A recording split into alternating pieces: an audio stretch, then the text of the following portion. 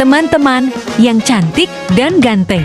Kalau mau paham isi dari video ini, ingat kata Bunda Corla. Diam kalian semua. Diam. Jangan bersuara. Permisi kelompok 1, mau lewat.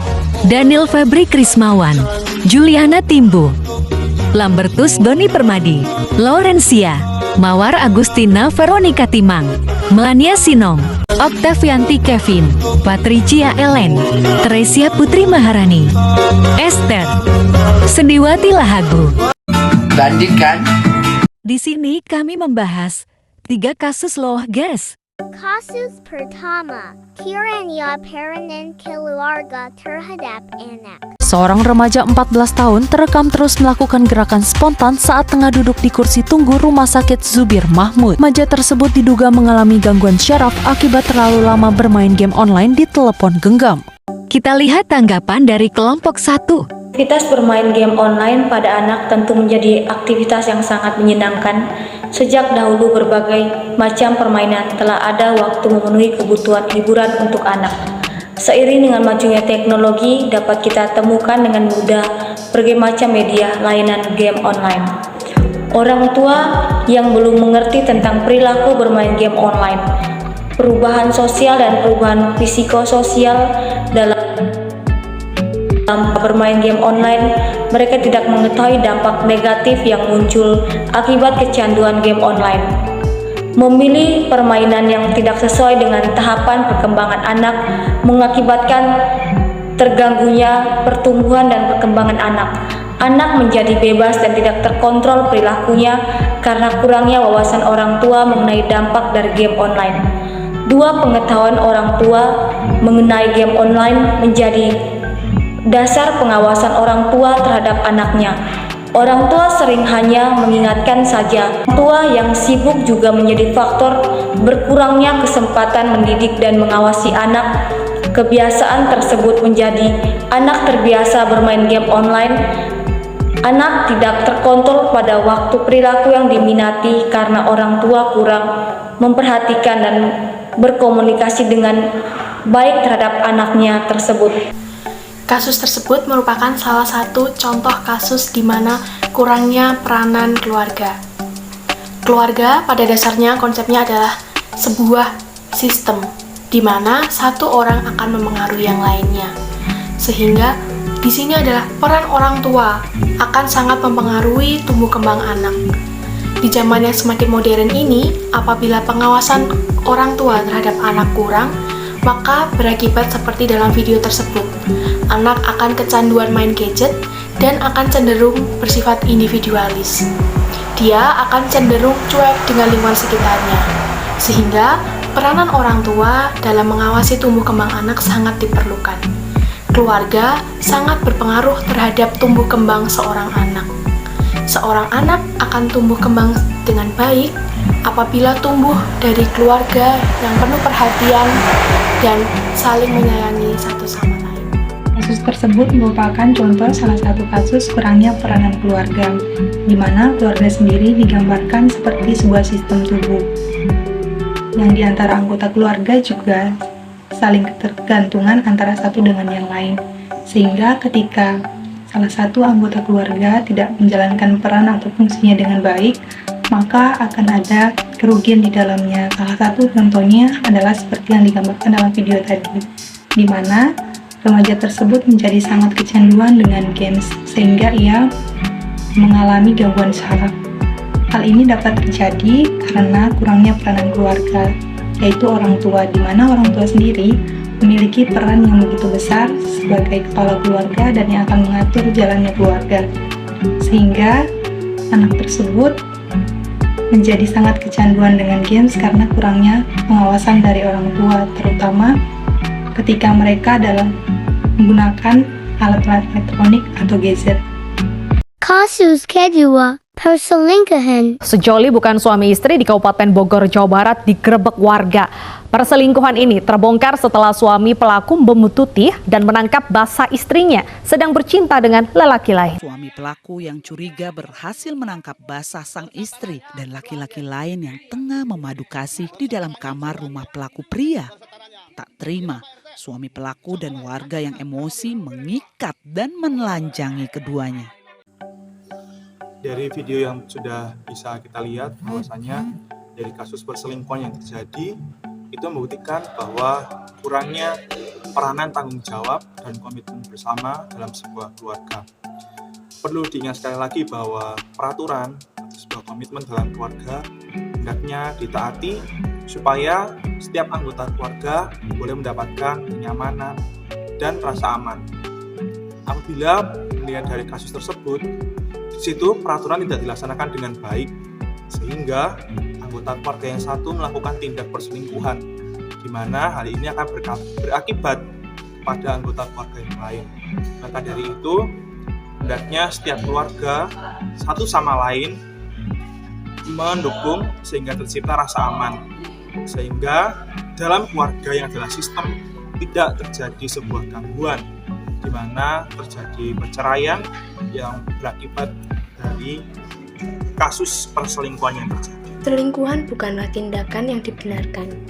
Perselingkuhan yang terjadi pastinya dapat merugikan semua pihak, dari suami dan istri, yang diselingkuhi juga yang pasti adalah keluarga.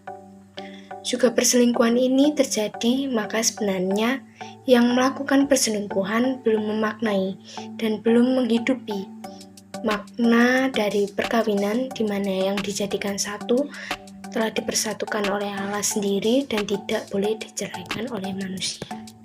Tindakan ini menurut saya adalah tindakan yang tidak baik dan sudah melanggar hukum, karena ini sudah keterlaluan dan membuat orang lain merasa sakit hati atau bahkan merasa kecewa.